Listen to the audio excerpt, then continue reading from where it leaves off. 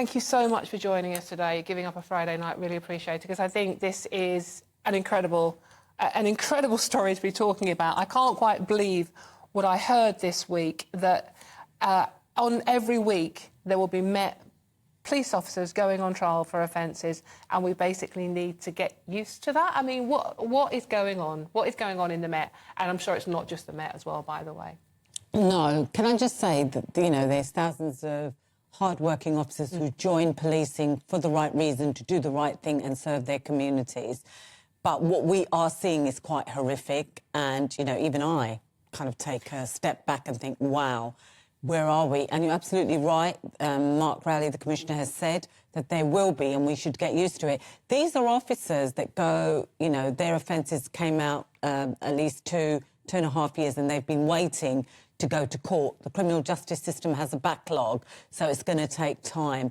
But certainly the Met Police, I mean, there's 43 forces out there, so it's a pattern of behaviour that's seen across the forces, but it seems, because Met is one of the biggest forces, that it has more of an issue, and there's more of a highlight on the Met.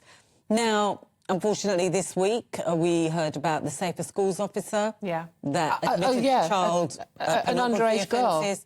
Yeah, and his offences predate 2019, some of the offences, and that means that actually vetting and recruitment failed because there is online recruitment. So he actually went through the whole process of being recruited, gone through vetting without a face-to-face interview. And so that shows in the Casey report and the HMIC report that each of the forces, there's no consistency. They all do things differently. Some forces will interview, some won't, and everybody has a different appetite for risk. And some forces will take on people that have convictions. How has it got to this state of affairs? Surely women should feel safe on the streets, should feel safe with a police officer. And yet, obviously, as we all know from what happened to Sarah Everard, he used his authority to murder that woman. So how have we got to this stage? I don't understand what has gone so horribly wrong.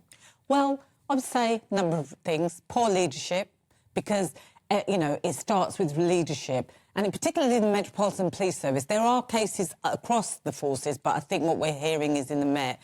So there's poor leadership. They're good operational leaders, but they're not good at managing risk and managing people. Vetting is an issue, and I think that's been identified over and over again in the Casey and the HMIC report. So vetting, recruitment and dropping of standards.